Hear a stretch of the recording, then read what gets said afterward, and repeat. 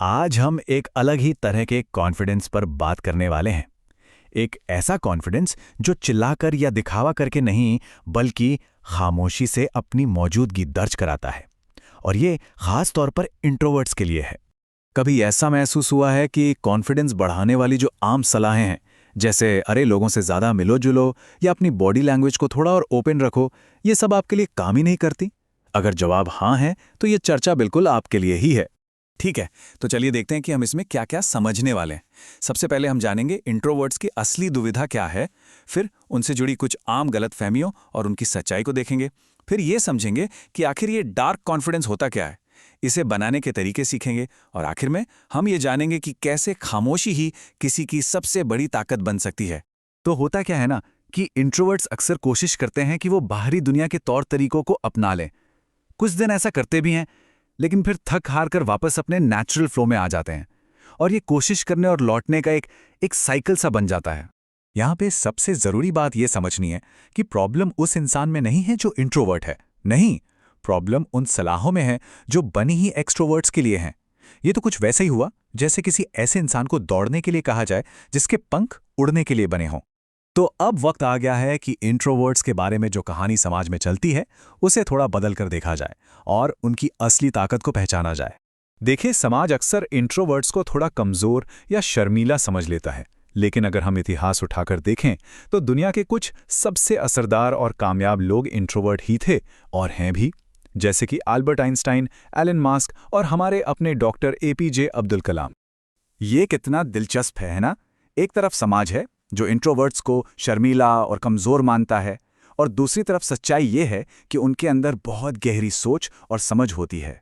जिसे लोग अकेलापन समझ लेते हैं, वो असल में अपने पर्सनल स्पेस को वैल्यू देना होता है। और उनका बहस से बचना कमज़ोरी नहीं, बल्कि एक मजबूत ऑरा की निशानी है। तो सवाल ये है कि फिर इंट्रोवर्ट्स के लिए सही आत्मविश्वास है क्या? बस यहीं पर एंट्री होती है डार्क कॉन्फिडेंस की।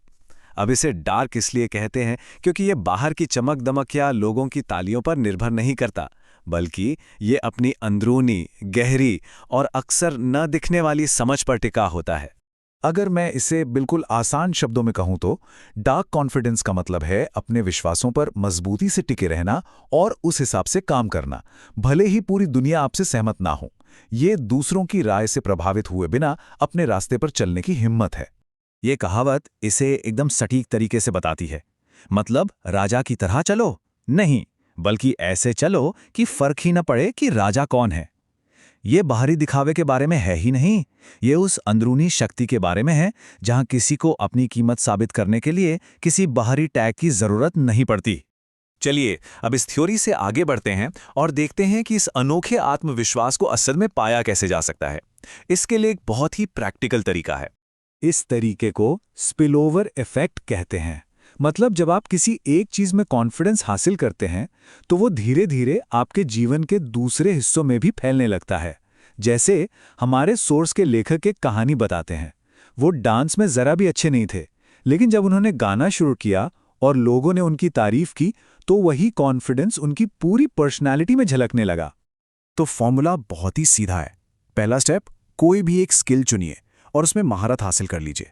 स्टेप 2, जब उस स्किल के लिए आपको पहचान और तारीफ मिलेगी, तो स्टेप 3 अपने आप हो जाएगा। वही कॉन्फिडेंस एक चिंगारी की तरह काम करेगा जो धीरे धीरे आपके जीवन के बाकी हिस्सों को भी रोशन कर देगा। और हाँ, इन सब में सबसे जरूरी बात है ऑथेंटिक रहना, यानी जो आप हैं वही बने रहना। एक एक्सट्रोवर्ट बनने का दिखावा करना न सिर्फ आपकी सारी एनर्जी खत्म कर देता है, बल्कि वो बनावटी भी लगता है। जबकि अपने इंट्रोवर्ट स्वभाव को अपनाना आपको अंदर से मजबूत और शक्तिशाली महसूस कराता है। और अब हम आ गए हैं अपने सबसे आखिरी और शायद सबसे शक्तिशाली पॉइंट पर कि कैसे इंट्रोवर्ट्स के गुण, जैसे कि उनकी खामोशी और उनका रहस्यमयी होना, असल में उनकी सुपर पावर हैं। जरा सोचिए, जहां बाकी लोग रहस्यों में दिखने की कोशिश करते हैं, इंट्रोवर्ट्स के लिए तो ये नेचुरल है। उनकी खामोशी अपने आप में एक जिज्ञासा पैदा करती है। लोग सोचना शुरू कर देते हैं कि आखिर इस शांत इंसान के दिमाग में चल क्या रहा है। अपनी मौजूदगी को ताकतवर बनाने के लिए जॉन विक के किरदार के बारे में सोचिए। वो ज्यादातर शांत रहता है, हर किसी को, हर चीज को ध्यान से देखता है, और जब वो बोलता है बिल्कुल सही समय पर, तो हर कोई सुनता है। कम बोलना और सही मौके का इंतजार करना आपके शब्दों का वजन कई गुना बढ़ा देता है।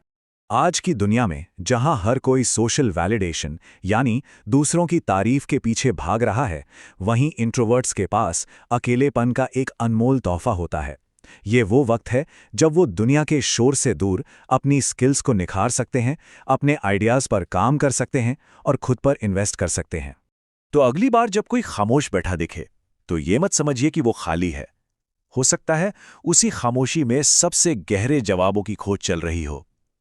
अपनी खामोशी को अपनी ताकत बनाइए, क्योंकि असली शक्ति शोर में नहीं, बल्कि गहराई में होती है।